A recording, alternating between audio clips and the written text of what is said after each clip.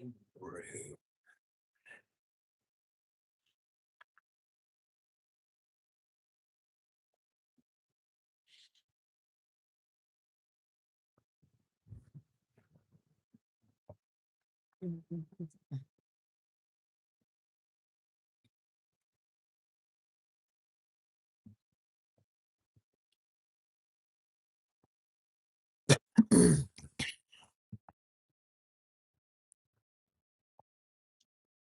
Let's get a live here. Okay, so this one is live as well. Okay, here we go. We where we need to be. Yes. Hello, everyone. Dr. Tochi here. Papa Dr. Tochi. Mama of the men's and the women's. And I welcome you to Hump Day, Wednesday.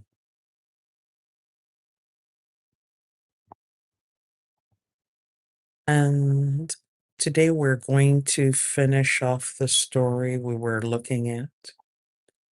The girl who married the ghost. We're going to complete, excuse me, that story. But before we start the story and I go into talking about anything, I invite you to join me for the simple invocation. You can make it into a prayer if that's what you want. That's okay. Excuse me. But for those of you who are showing up early,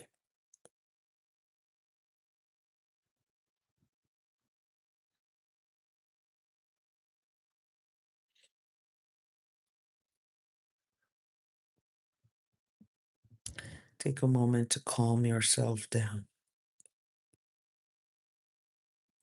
Inhale with me. Exhale with me. We are thankful to our Creator, our guardian spirits, our ancestors, and our spirit guides for this moment.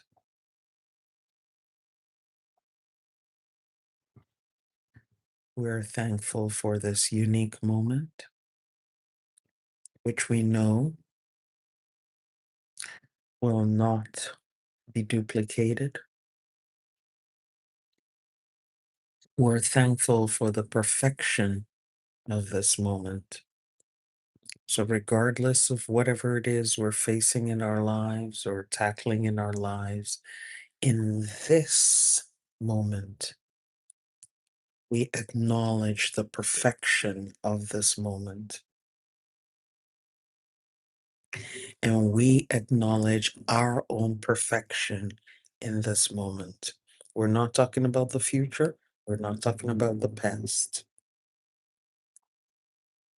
We are acknowledging the perfection of the moment, of ourselves, and our consciousness.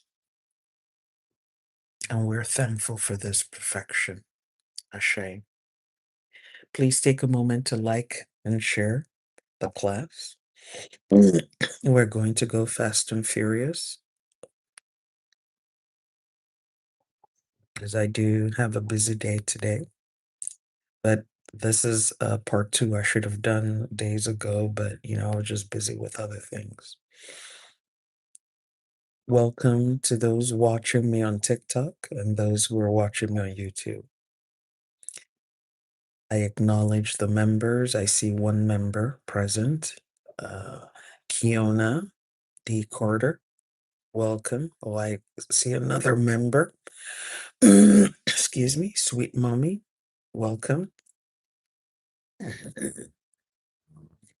I am thankful and grateful to those of you who support my work. You support it not just with your words but you also support it with your resources. And for you, I am thankful and I'm grateful.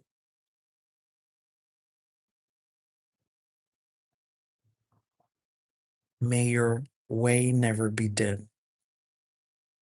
May you always have a light in your life, even as you provide light in my own life and light in the lives of others.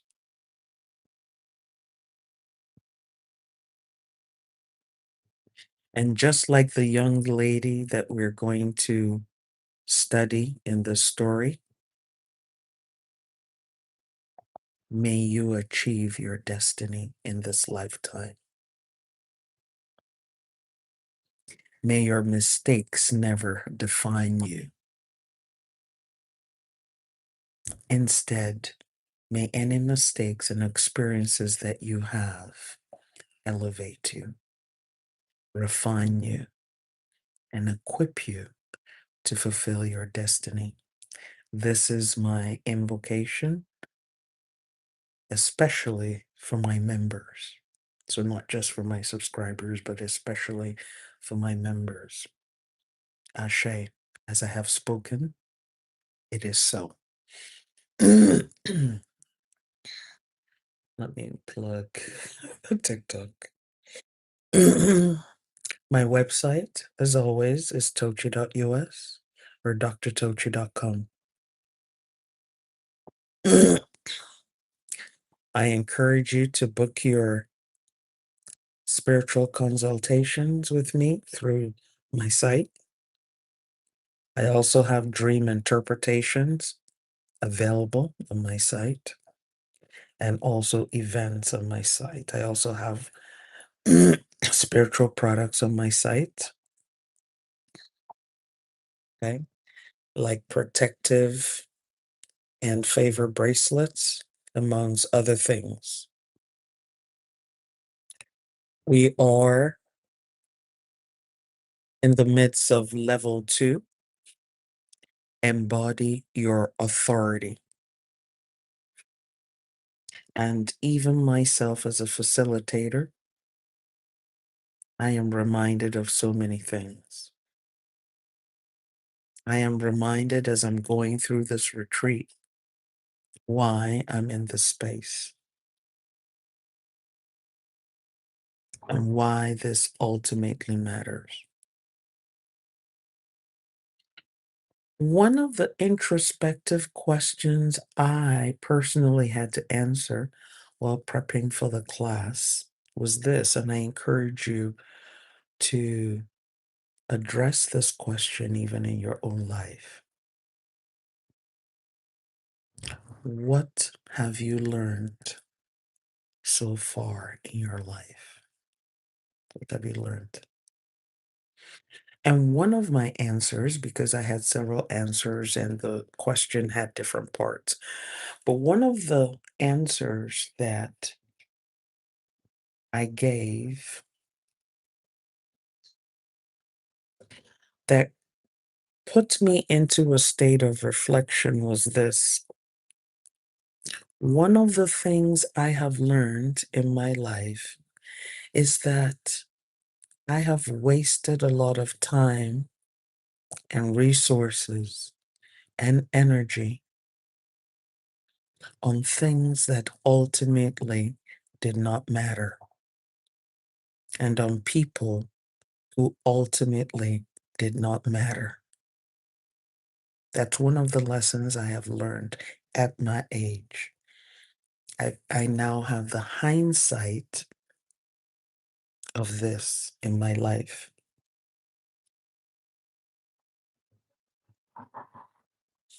And it is my sincere prayer and desire and hope that those of you who are younger than me avoid this if you can. Now, we will see in the story as we finish up the story that not all experiences are avoidable. Close that window a little bit more. So noisy. Not all experiences are avoidable. But we also understand that no experience is wasted. And certainly there are certain experiences that define us, define who we are, and define our destiny so that we are clear on it and we know what to do about it.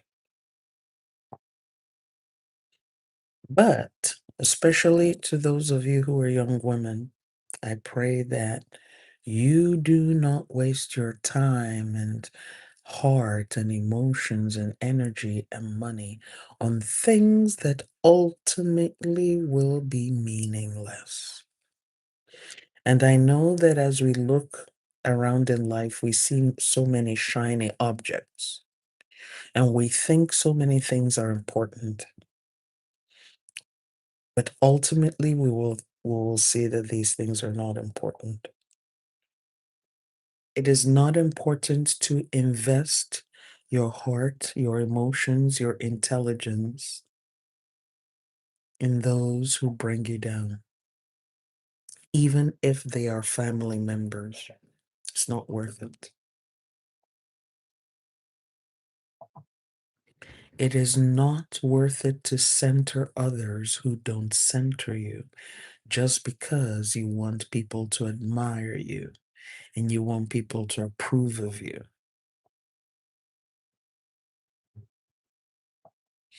It is not worth it to insert yourself in spaces where you're not invited, where you're not wanted. It is not worth it.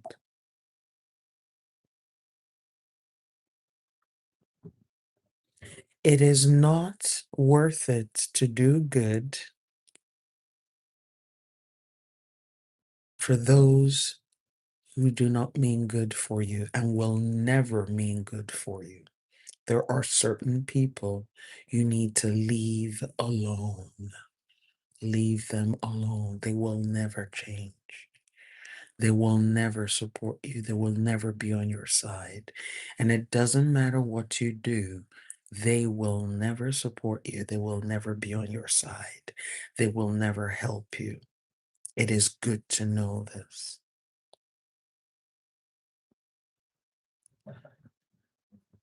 It is not worth investing your time, energy, resources in any religion that doesn't teach you how to make money.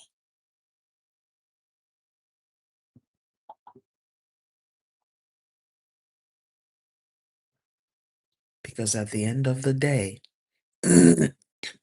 should your spouse leave you, should your children leave you, if you have money, chances are you will have a good end. I'm not saying it's guaranteed, but chances are you will have a good end. I work in healthcare, and healthcare, the nursing homes, the assisted livings, the personal care homes and facilities of that sort are riddled with people who believed their religion over the evidence of their own common sense and who believed religion over their own intuition. And many of them in those institutions have children, have family who no longer ask after them because they don't have money. Or they're in there, they have money, and the family members are just waiting for them to pass so that they can lay their hands on that money. Use your money for yourself. Enjoy your own money. Do good things for yourself. Wear your best clothes now. Use your best plates, your best dishes now. Wear your finest jewelry now. You do not need an excuse to enjoy your life now. I'm not saying be a spendthrift and not have any savings. That's not what I'm saying. But what I'm saying is be good to yourself, because in the future you have no guarantee that anyone else is going to be good to you.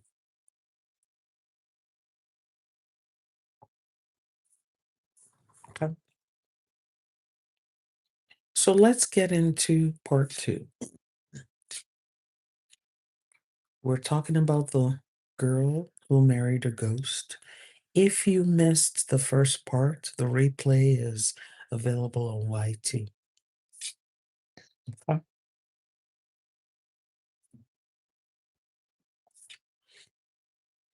I want to go back to.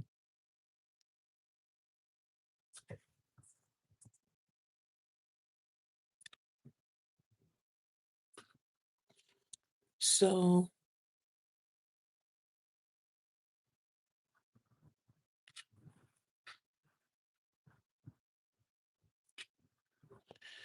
we see a young lady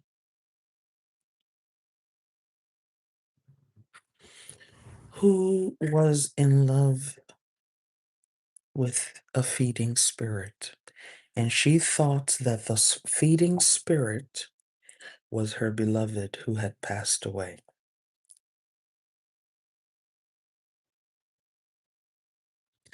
And she was the one who was feeding the spirit. And the spirit kept deceiving her, and she kept thinking, oh, it's the ghost of my beloved. I'm going to be with my beloved. I remember when we looked at the story, part 1, this is part 2, she had followed this spirit to the land of the dead, where her feet started getting cold, her body was getting cold. She was dreaming of home. The food she was eating had no taste. Everywhere had a strange color. The color was silver instead of the warm golden color of earth as we know it. This feeding spirit, this imposter she was with, was cold. I remember last time at one point she was alone by herself, and an old woman came to her and said, "What are you doing here?" Basically, that conversation she had with the old woman was, "What the hell are you doing here? Do you not notice that your feet are getting cold? Do you not notice your dreams? Do you not notice that the fire here is silver hued, not golden? Do you not notice that no one is looking at you? No one is talking to you. People are even turning their faces away from you in this place."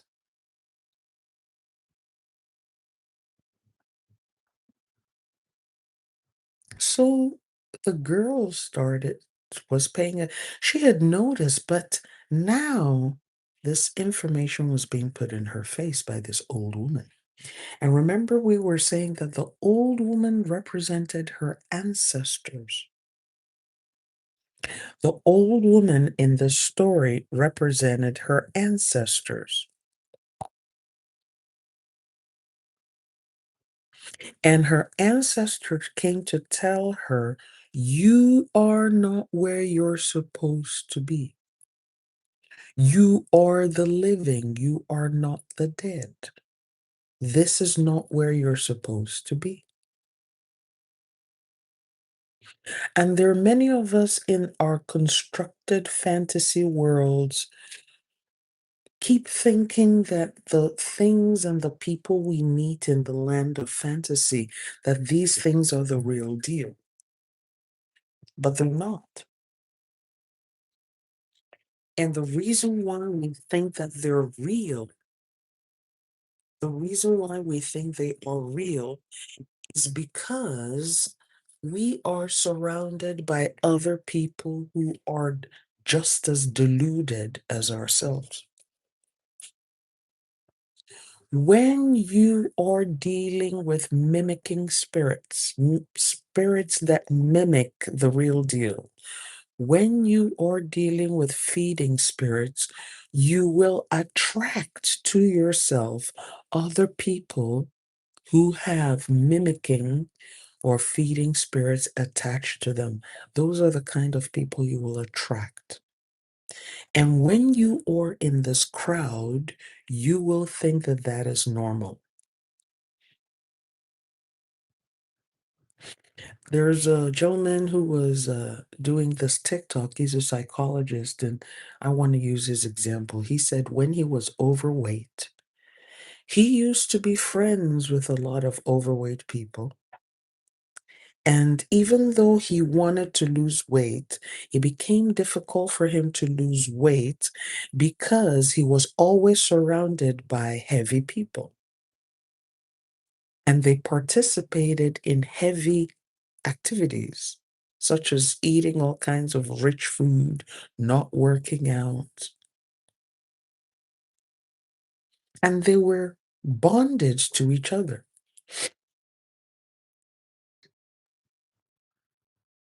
His skinny friends did not have a chance because his fat friends were his inner circle, and he was part of their inner circle. The people in his inner circle did not give him any justification, any reason for him to lose weight. They reinforced his behaviors that made him carry his weight. Please remember to like and share the video. Give it a thumbs up so that the platform will notify others that class is in session. Thank you.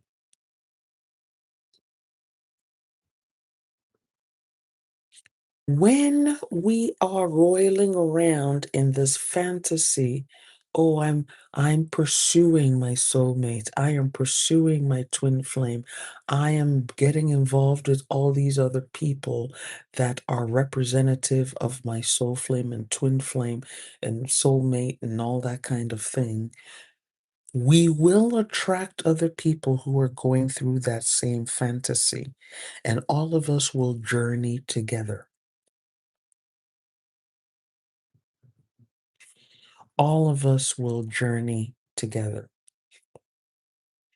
Okay.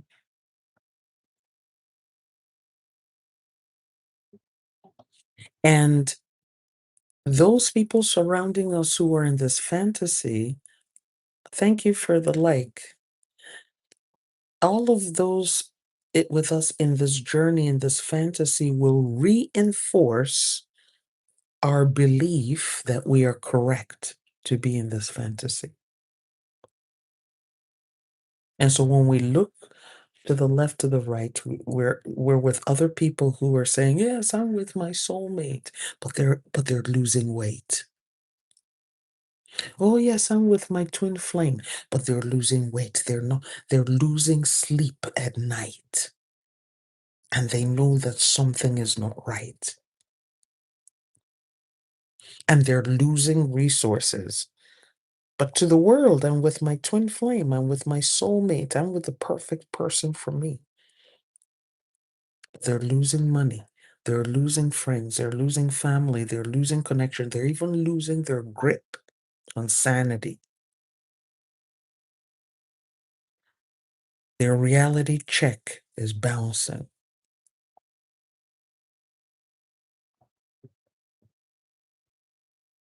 Okay. So here we have this young lady. They said she traveled for 4 seasons before she arrived at the village. And the 4 seasons, metaphysically, means she traveled for a year. She was in this fantasy world, entangled with this imposter for 4 seasons. 4 seasons is 1 year. That's the meaning. Spring, summer, autumn, and winter. And she arrives at the land of the dead. Thank you for liking the live, Alberta Royale.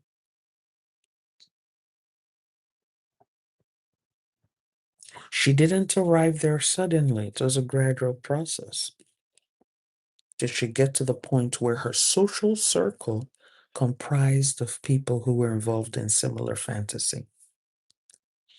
When we're overweight and we're thinking somewhere in the back of my mind, I need to lose weight.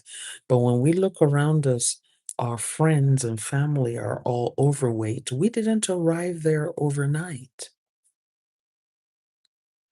We do not arrive at our situation overnight.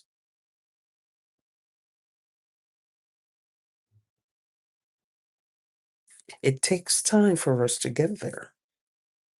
It takes time for us to build that network. It takes time to put ourselves in a place where we're surrounded with people who think like us and talk like us and behave like us.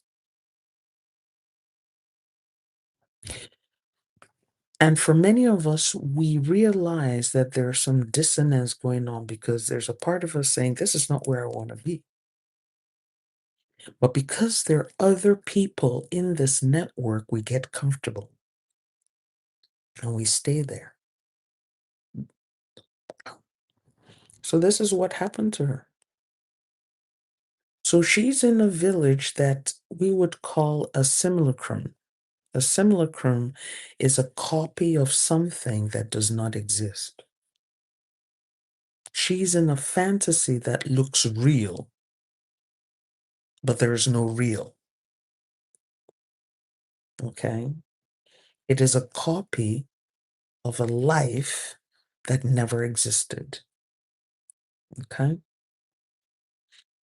So remember when she came to this community, this village, you had other villagers who wouldn't look at her. Many wouldn't even make eye contact with her. And she wondered. Hello, Cooney Murphy. Welcome. Okay.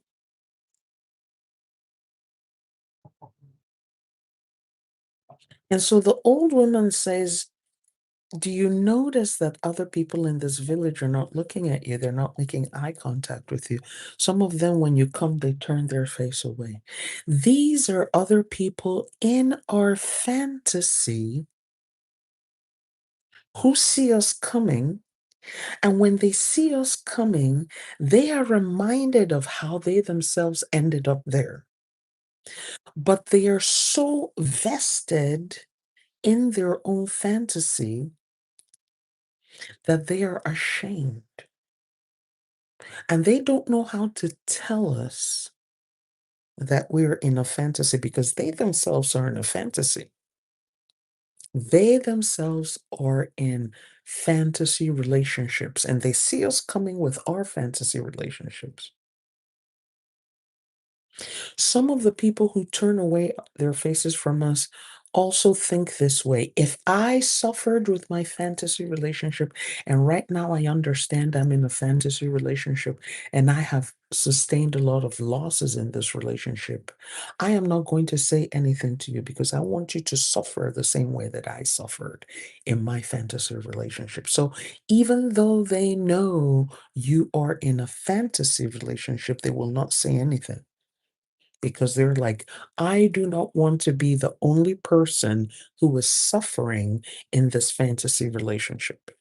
If I suffer, you too must suffer. So they see us. We're like, I'm with my soulmate. I'm with my twin flame. I am loved. I am this. And they won't say anything. They remain silent. Some people will remain silent because they don't want to be blamed. They're battling their own fights. And they're like, you know what? I'm just going to face myself and my challenges, and you figure out yourself and yours.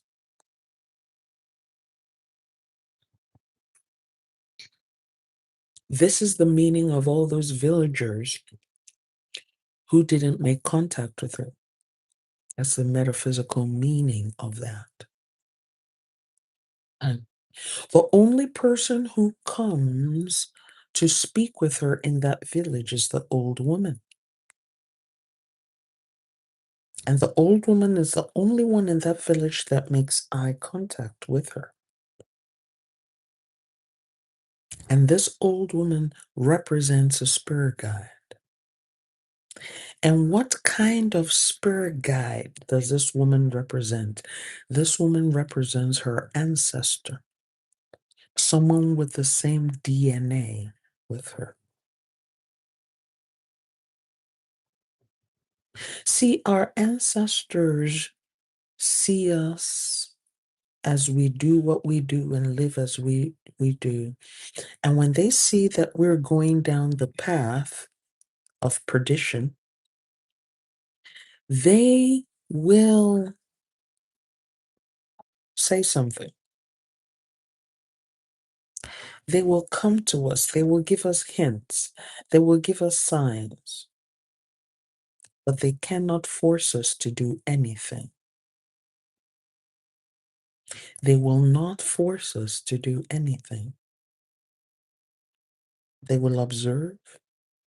They will throw out hints, signs, symbols. Because remember, spirit speaks in sensations, not in sentences.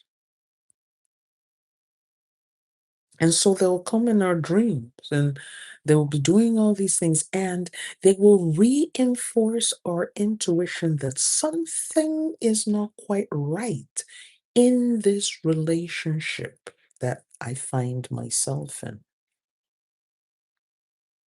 And this is what the old woman does in this dream. So she comes, and that's a metaphysical meaning of her coming to the girl and saying, do you not notice that your feet are getting cold? What does cold feet mean metaphysically? Second thoughts. Remember when they say, oh, I'm getting cold feet about this plan. I'm having cold feet about doing this other thing. Cold feet indicate reluctance. Cold feet indicate second thoughts, doubts. Cold feet represent the inability to move forward because you're doubting, you're wondering. So the ancestor says, do you think your cold feet is just by chance? Do you not see that the other people in this village are not making eye contact with you?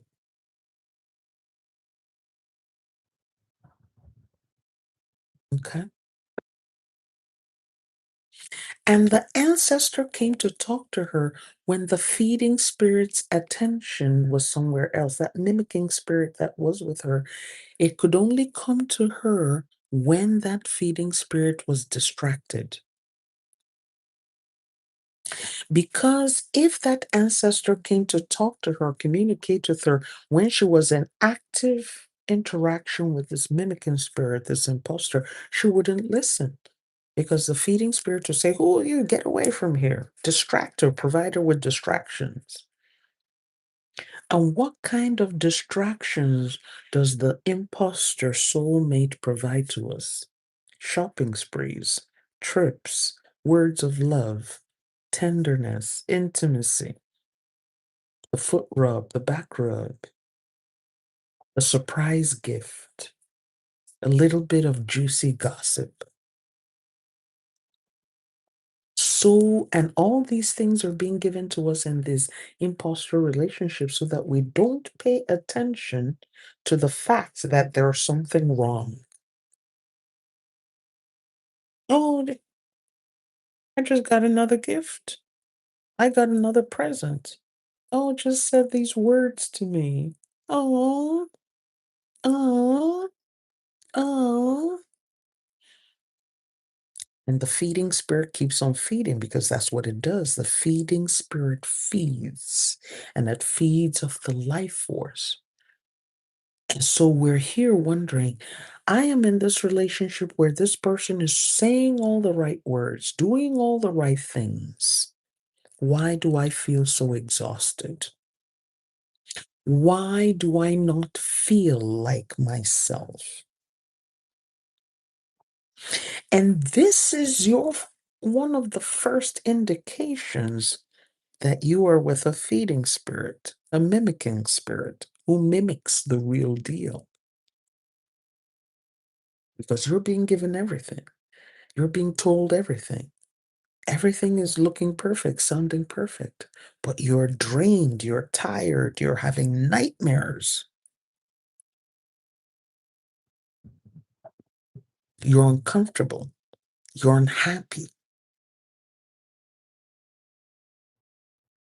You feel drained. You might even see yourself developing strange illnesses and diseases that don't make sense. Okay? And oftentimes, what this imposter gives us is what is already ours. It is not unusual for people to be in relationships who give them gifts using the money of the person they're gifting. It has happened to me, and I know it's happened to you too. The person uses your own money to buy a gift for you. And that's the sort of thing that your children should do, not a love or romantic partner. Yeah, it's not unusual for your child to say, "Hey, mommy or daddy, give me money. I want to buy you a gift." And it's cute because you're like, at least you thought about it. But it is not the same when a grown adult takes your money, your resources, your connection to gift you.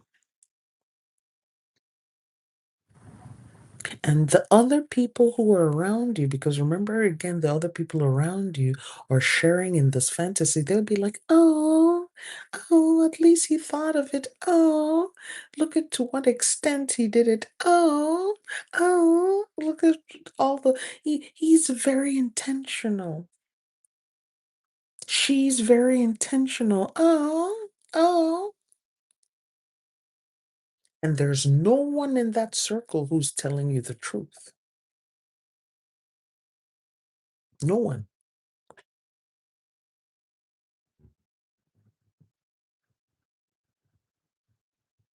And so you part of you is like saying, why isn't she using her own resources to surprise me or do all these things for me? Or why isn't he using his own resources? And he may come back and she may come back and say, I don't have anything, but I wanted to give you something good. I wanted you to have this wonderful experience, and then comes with more flattery and more soft words, and we overlook it. We overlook the lesson. We overlook the warning.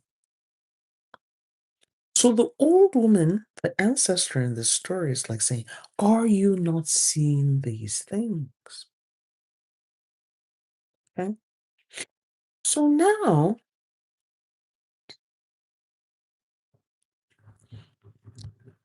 what we're seeing here is that another question that might come up is, why is it that an ancestor steps in? An ancestor has biological memory, okay? The ancestor knows what it feels like to live in a human body. Hello, Lucette B. Hello, Erzuli. Thank you for the likes. So this is one of the things that qualifies an ancestor to come and start telling us.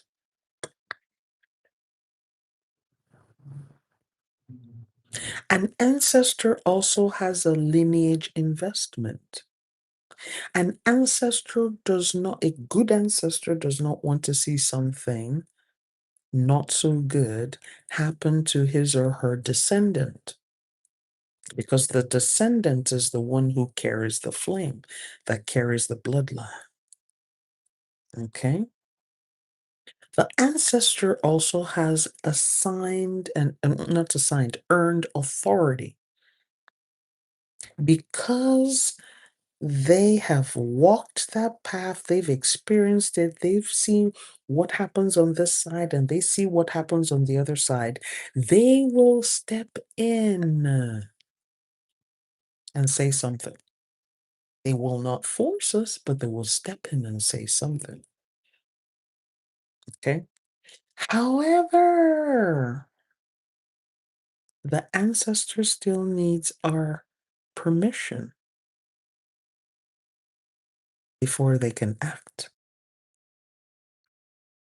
We have to give our ancestor, or whatever spirit guide that is with us, around us, we're working with, we have to give them permission to help us. If you don't give permission, they will mind their own business. They may send hints and clues your way, but they need permission. And in this story, how did this young girl give permission to her ancestor, this old woman who came to tell her? She said, "What must I do?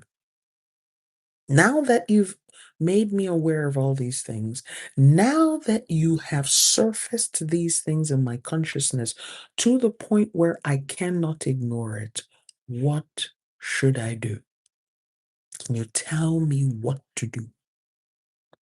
That is the invitation that that ancestor, that spirit guide is waiting for. And that's when the ancestor gives her the three things to do to free her from the land of the dead. Okay?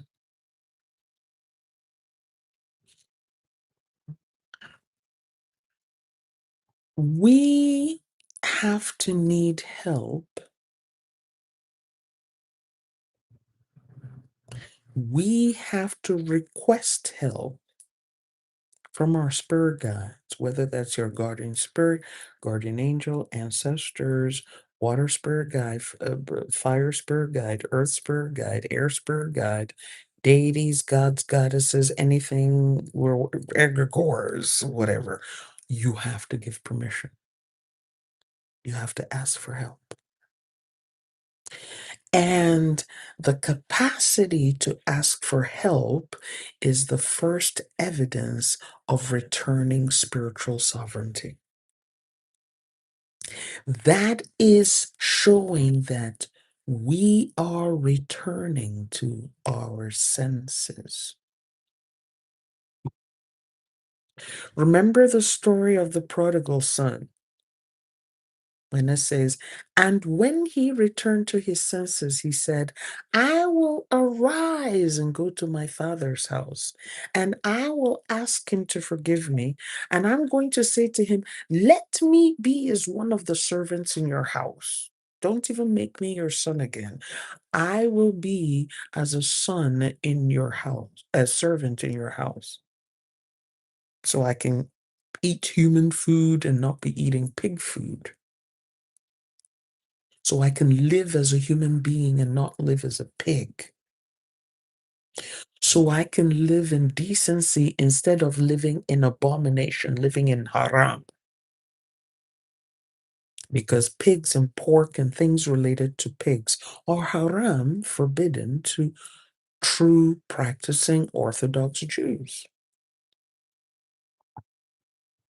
I will ask for my Father's help to get me out of this situation where I am.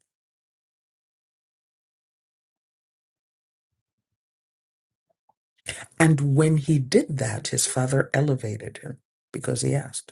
His father didn't go. If you look at the story of the prodigal son, the father never sent people to go and look for him and go and force him to come back home. No. He had to ask for help. He had to desire help. And so this is a lesson for many of us, including myself. You cannot force help on other people. Do you notice in the story, the mother said, don't feed this thing. This thing you're feeding will consume you. It is not right. But the mother never forced the help. The elders were watching her with worried eyes, but they didn't force help.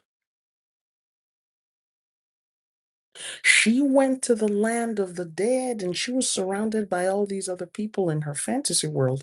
And do you notice none of them forced help on her? Even the old woman who came to talk to her did not force help on her. The old woman just said, do you notice? Do you see this? And help did not come until she said, what should I do? So the first step to getting out of our situation where we find ourselves is to ask for help. Recognizing something is not quite right. As long as a person doesn't ask for help, they're defending the fantasy. They're closing their eyes to the shadow, and they are justifying their suffering. And many of us do this. We'll keep on giving excuses. Oh, he doesn't mean it. She doesn't mean it. Oh, the reason why the person is using my money is because they don't have any of theirs. Oh, the reason why they're not working is because they can't get a job. Oh, they have a disability. Well, what kind of disability do they have? Oh, it's, they, if they work in a place and there's no air conditioning, they can't work. They feel uncomfortable if they have to work in a place with no air conditioning. But you are working in a place with no air conditioning and you are making money and they're spending your money. And so we offer excuses. Oh, he's really a nice person. It's only when he drinks that he's not nice. But when he's not drinking, he's a really sweet soul. And we offer the excuses. So understand this, you cannot want recovery on behalf of someone else. And someone cannot require or want recovery on your behalf. This is a participation game. So the old woman says there are three things you need to do. You must identify this imposter to yourself first. You must acknowledge that you are dealing with a feeding spirit. You must acknowledge that you are dealing with a mimicking spirit. You must acknowledge that you are dealing with an imposter, that this person you're in relationship with is not your soulmate. This person is not your twin flame. This person you're dealing with is not the real deal. That is the first thing you need to do. So remember now, the old woman is giving her step-by-step instructions on what to do because she has said, what should I do? She has asked for help. You need to acknowledge that you are dealing with something that is dead. You are dealing with a parasite. You need to acknowledge you're dealing with a parasite. You need to acknowledge you are dealing with a parasite. And this is very difficult for many of us to do. Because we have invested so much there's something called sunken cost. We have put in so much into it that we're like, you know what? I can't let this go. I have sunk too much into this. I have invested too much into this. I've put too much money. I have invested materially, financially, emotionally, spiritually. Everybody knows we're a couple. We've taken so many pictures. It's all over social media. We're together. It's on Facebook. I have spent so much money on this person. And so because of these things, we find it very difficult to admit that this we're dealing with the deal. We find it very difficult. We find it very difficult.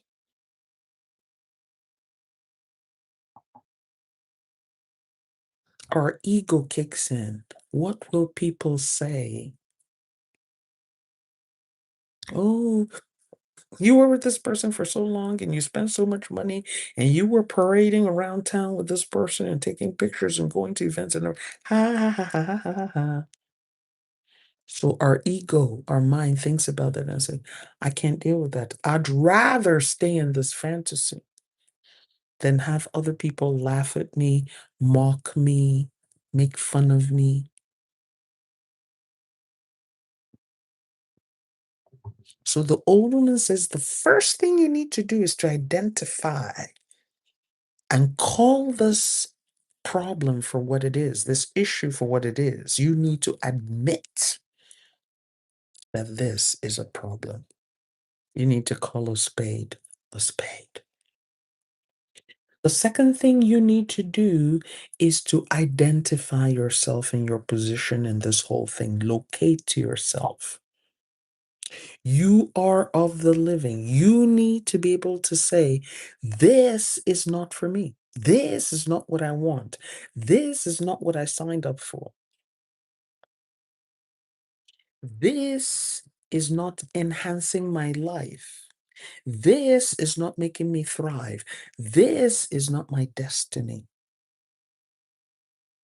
That's step two. And you need to be saying all these things without excuses. I don't want this. And I don't care what I've done in the past and how much I've put into it, but it's not what I want. I deserve something better. I deserve someone better.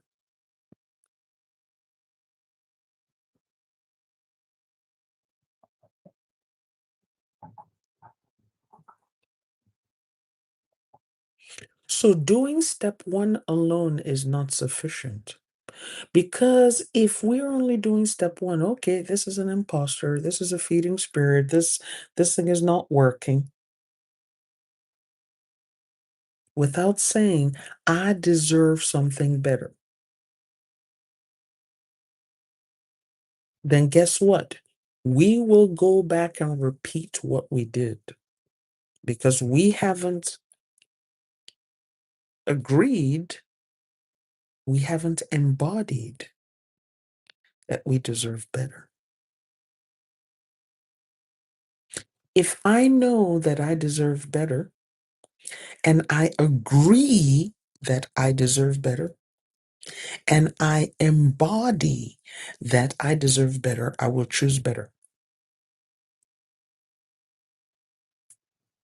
The choosing of something better comes from the embodiment of the knowledge, not from just verbally saying or doing affirmations, I deserve better, I deserve better. No, if you embody it, this is my standard, this is my boundaries, this is what I will accept,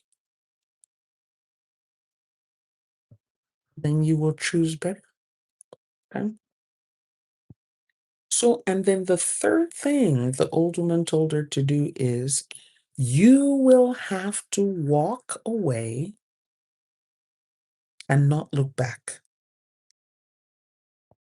In many spiritual traditions, looking back means undoing the ritual. That's why you will see, especially in indigenous traditions, they will say when you place the ritual offering, turn around and leave, don't look back. When you're done with the ritual, turn around, don't look back. Because looking back is undoing what you just did.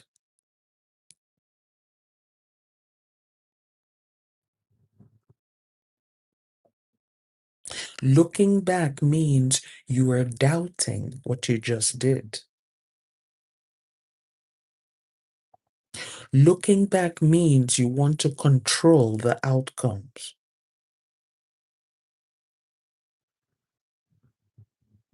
If I look back, I want to see who's doing what there. I want to get involved. I want to direct. I want to control. That's what looking back means. Here, the old woman says, you have to leave without looking back. And metaphysically speaking, this signifies cord cutting. You must permanently cut that soul tie. Cutting that soul tie, you're cutting the soul tie with the imposter, with the feeding spirit, with the mimicking spirit. It doesn't mean that you can't say, I loved my soulmate. I had a good time with my soulmate or my twin flame, the original. But this imposter, I must cut off. For me to live, I must cut off this parasite that is feeding off of me. I must cut off this parasite that is feeding off of me. I must cut it off. If you don't cut it off, you continue in the fantasy world.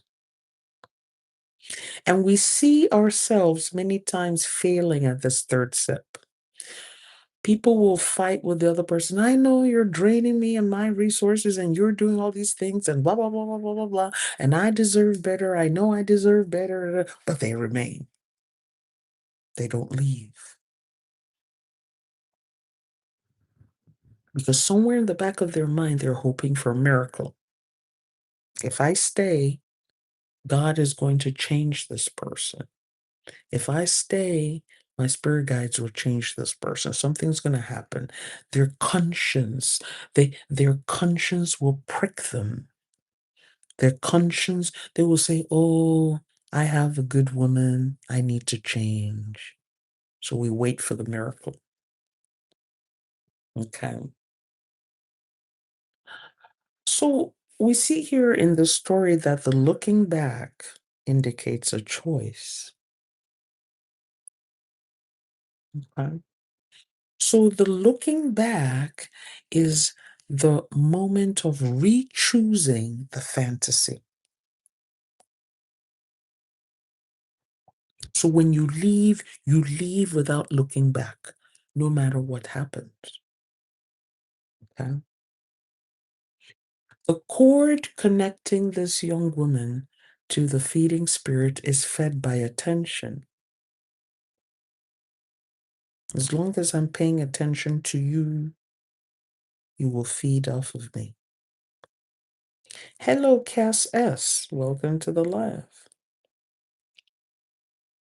Hi. It is our attention that is the cord that keeps that feeding spirit attached to us. If I stay paying attention to you, you have to go. Cord cutting means I am no longer going to be sending energy to you. I'm going to starve you of the thing that you're feeding off on me. That's a cord cutting. It has to be voluntary. It has to be decisive. It has to be final. And that's what we're going to be doing in our cord cutting ritual that we're going to have on April the 9th. So if you haven't registered for that, I encourage you to register for it. Okay? Send a DM or an email and we'll send you information on how to secure your seat.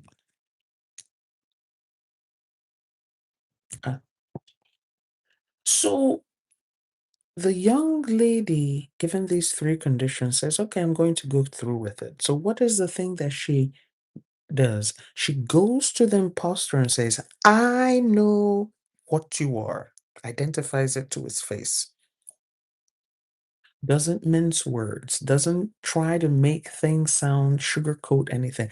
I know what you are. You're not the real deal. And many of us can do that. When we get involved in romantic conflicts, we'd be like, oh, I hate you.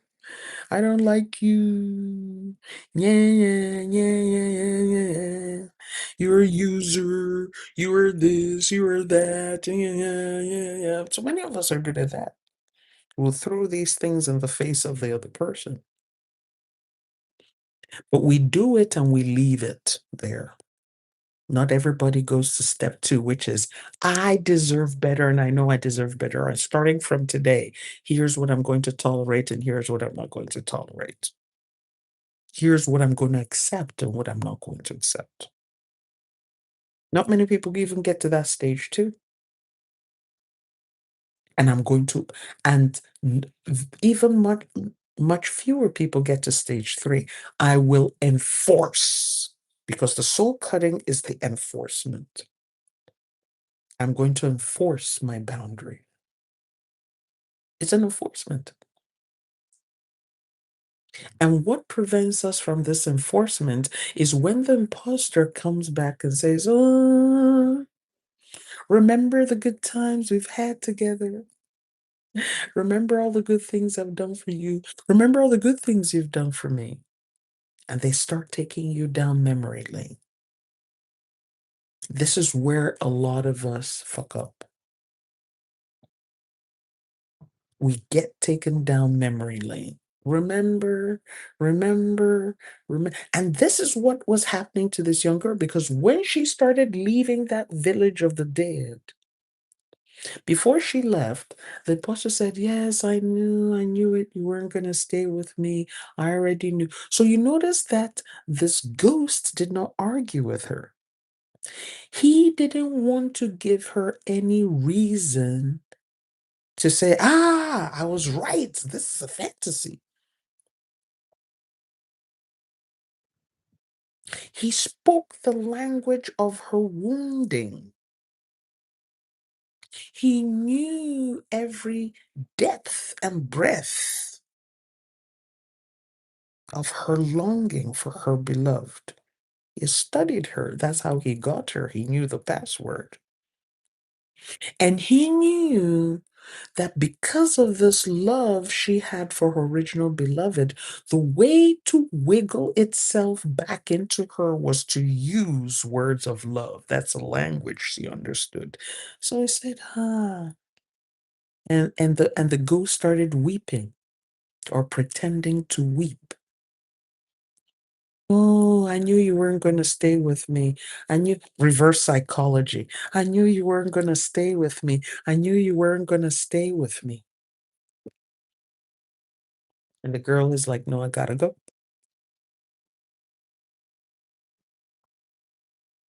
She kissed the ghost. Bye. Started going. But the ghost did not give up. See now, the ghost didn't give up. The ghost kept using emotionality to try and pull her back. So when she started going, he called her by her name, but didn't say anything. But there was so much emotion in calling her by her name. But remember step 3, she could not look back. So she kept on going. So the ghost made an additional effort and called her again the second time. with more longing and emotion and loaded. And this represents the emotional loading of the language that the parasite, the feeding spirit, uses to pull us back into that relationship. Are you going to leave me like this? No one will love you the way that I love you. No one will care for you the way I care for you. Do you remember this relationship and this person treated you badly and the other one and the other person did this to you and what? But I was the one that stood by you. I was the one that supported you. I was the one that you were talking to every night. I was the one that provided a shoulder for you to cry on. I was the one who listened to you when no one else would listen to you. I was the one who took you in when no one else would take you in. I did it. This is the history we have together. We've gone a long way together. We have known each other for so long. No argument, but just memories reminding. Because that parasite, that feeding spirit, sees that its source of food is about to go. But to the girl's credit, even though she slowed down a minute because those words kind of touched her, she kept on walking. And she was able to cut it off.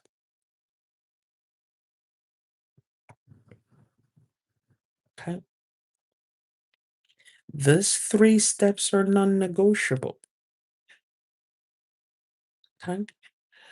So what now happened after that is that she now goes back to her community.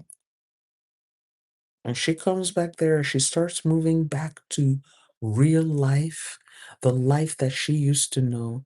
Life, the light turned from silver to gold. In a card reading, in card divination, for instance, if you're using the tarot card deck, like the Rider Waite. Remember the moon. You have the moon card. And the moon represents deception. The moon represents deception. In that deck, you also have the sun.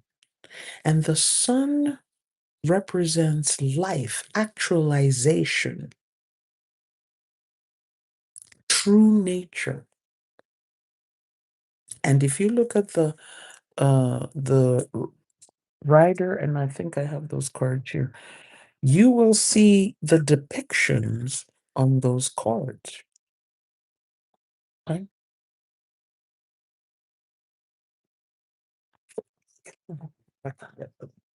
Okay. So her moving away from the silver lighted village to the golden lighted village symbolizes her moving away from deception into reality, deception into life. And as she steps into her village, the first person she meets is her mother, the same person that said, "Stop feeding this thing." But notice what happens when she goes to her mother doesn't accuse her, doesn't make her feel guilty, doesn't shame her. The mother welcomes her back and doesn't make a lot of noise about it.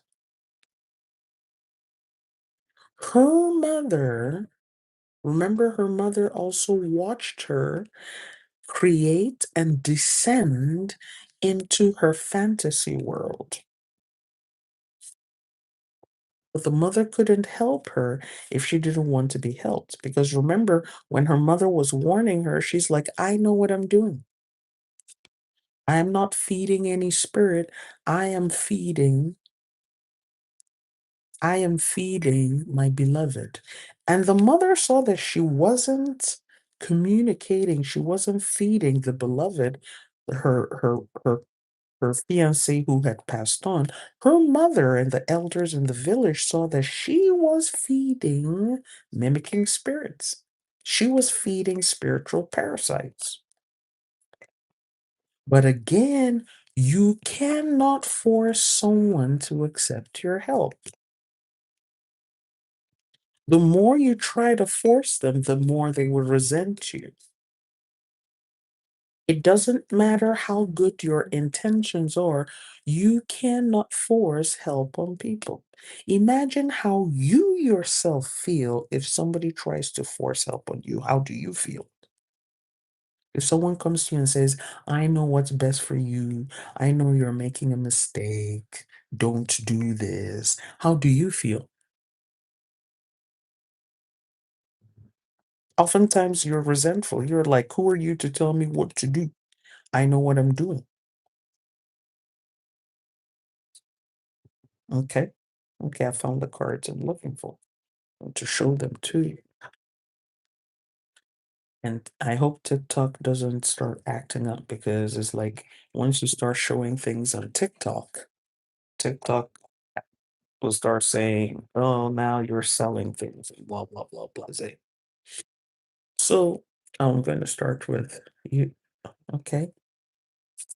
So here's the moon card and the sun card.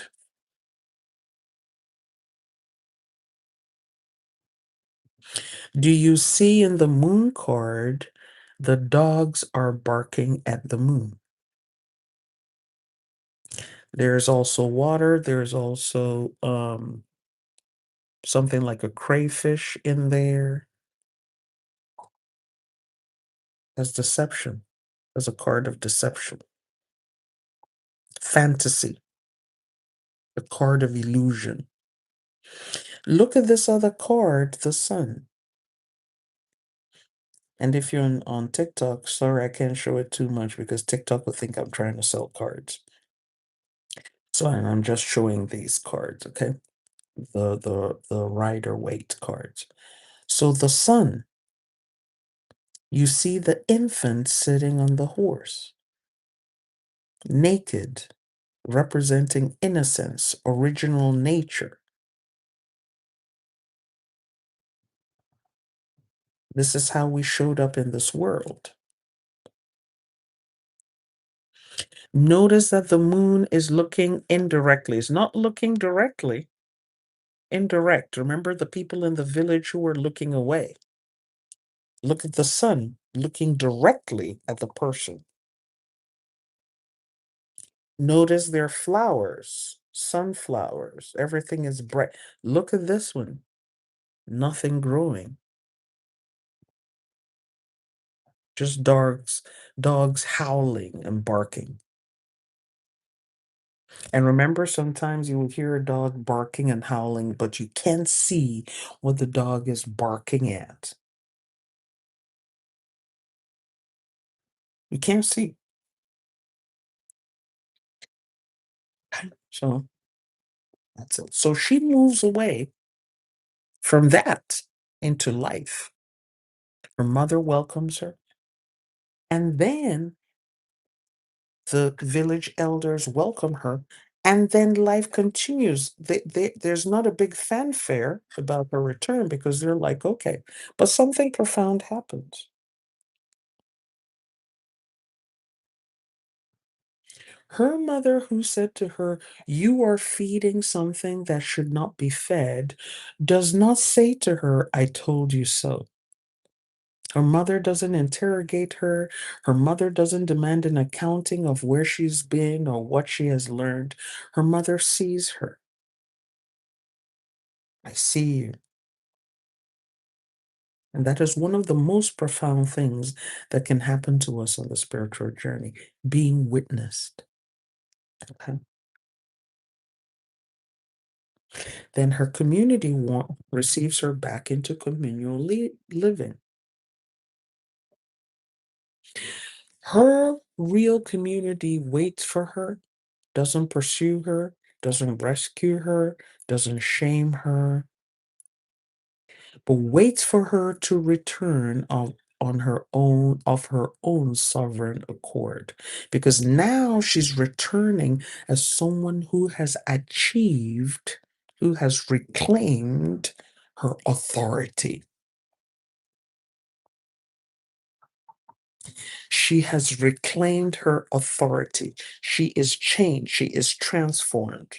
And not only has she reclaimed her authority, she is now embodying this authority.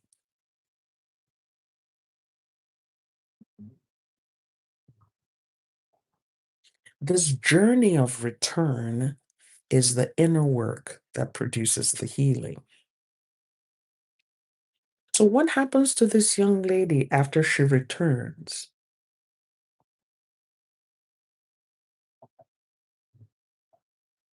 When we interpret her return, we interpret it as an initiation into her destiny, an initiation into a new way of living. And why do we say it's an initiation?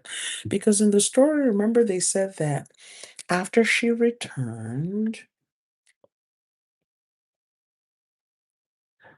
the community started using her as a resource, a spiritual resource. If there were people who were flirting with the dead, they will send them to her for healing. If there were people who were confused, wrestling with mimicking spirits and feeding spirits, they will send those persons to her for healing. Because she knew from personal experience what it was like to go through that whole process and to come out of it. So in essence, she became a spiritual practitioner. She became fundamentally and irreversibly transformed by her experience. And she alchemized that experience into a specialized form of service to her community. When we survive after cord cutting, we need to be transformed. We just don't do a cord cutting and go back to living the way that we used to live.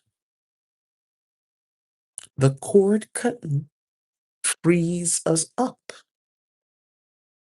to step into our destiny, to start living with the living, and to leave the dead alone. Okay? So she started living. She loved again. She had other relationships. And what happened is that she became a specialized kind of spiritual practitioner. Okay? And the way I interpret this is that when she returned, she became a death doula. Do you know what a death doula is? There are birth doulas and there are death doulas, and that's an industry in itself. A death doula is like a midwife who welcomes the baby into the world. And they use natural means and they work with the mother. They're not forcing allopathic methods on the mother. They are people who are there to work with her and to use her body's natural rhythms to bring the baby into the world. A death doula is somebody who works with someone as they go through transition and helps them to go through to transition as peacefully as possible. Stays with them, watches with them, witnesses them, comforts them, and encourages them as they go through transition and become an ancestor. Okay. So that's what she became. And what qualifies her for this is that she had successfully been to the land of the dead and returned. So she knew how it was on both sides of the equation. Okay? She knew the territory in the land of the living, and she knew the territory in the lands of the dead. She knew what the silver light looked like and what it represented, and she knew what the golden light looked like and what it represented. So this is what qualified her. Okay. So here we end the story of the girl who married the ghost. The replay of this class will be posted on YT in a few minutes. If you came late to class, I encourage you to watch the whole replay. If you have learned something and enjoyed today's class, let's have your AYE in the comment section.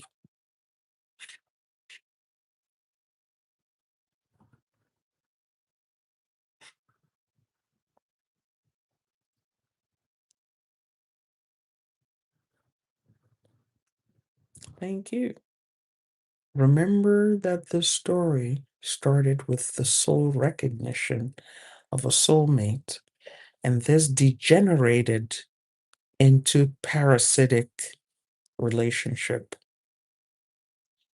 When you listen to this story again, when you watch this class again, apply that to your life. Where have I substituted the original, the authentic,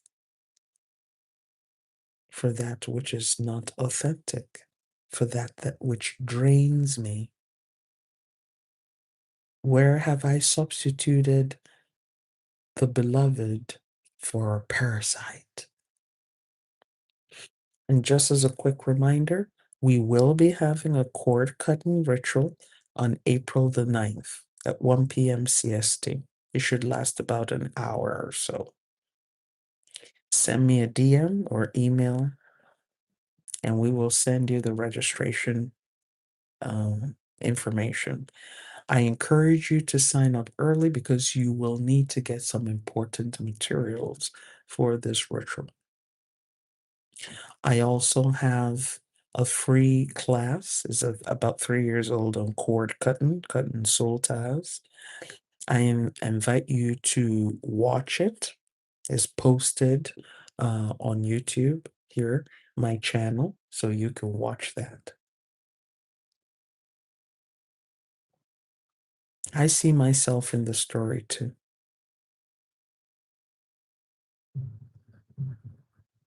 And don't be surprised if you go through the cord cutting ritual and you need to go through a grief ritual after that, because there's some grief in it. When you start thinking about how much time and resources you invested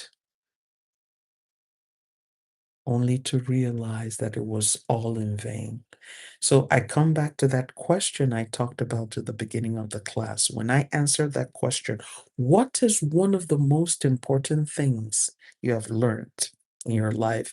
I said, one of the most important things I've learned is that I have spent a lot and invested in a lot in things that ultimately became meaningless, especially people. But do I let that realization hold me back? Do I place myself in bondage with that realization? No, I don't. I thank the experience. I cut my cords from the people and the experience. I cut them off and I move on. And it informs my work as a spiritual practitioner. We are thankful to our Creator, our guardian spirits, our ancestors and spirit guides for this luscious forbidden fruit. May it never be wasted in our lives. Ashe, say, Kamaga, Koza, Seti, Kwande, Aibobo. And how it is done, it is finished, is complete. Amin Ma'at. Love you all.